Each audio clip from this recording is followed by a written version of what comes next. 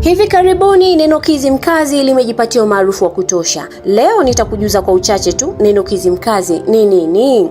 Mwandishi wa makala hii ni Comrade Ali Maftah aka Pacome ya Mchongo. Picha na video imeandaliwa na Tai Joy na inasomwa kwako na mimi Kisa Mwakasope. Twende pamoja.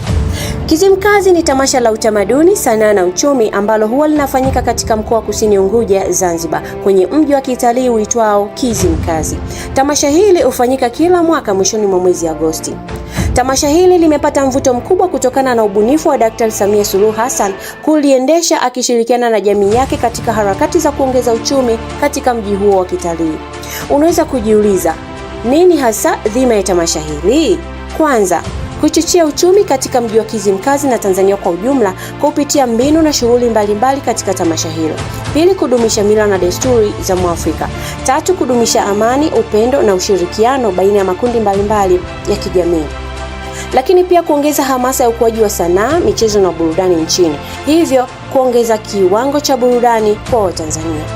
Kizimkazi imeleta mafanikio makubwa katika taifa letu, ikiwemo ukuaji wa mji wenyewe wa Kizimkazi kimaendeleo na kibiashara.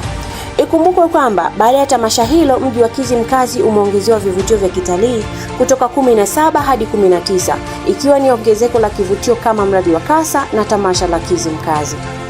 Hatuwezi kabisa kuzungumzia maendeleo ya tamasha la Kizimkazi bila kumtaja Daktari Samia Suluhu Hassan. Si unaikumbuka ile Mama Kizimkazi, watoto wa Mama Kizimkazi? Ndio hii sasa. Hakika mwanamke huyu ameacha alama katika nyoyo za Watanzania, hasa wakazi wa Kizimkazi. Kwa leo naomba tuishie hapa mpendwa wangu. Makala hii imedhaminiwa na Camstore, wauzaji wa vifaa vyote vya kilimo na ufugaji. Wasiliana nao kwa nambari za simu 0762212623. Chao.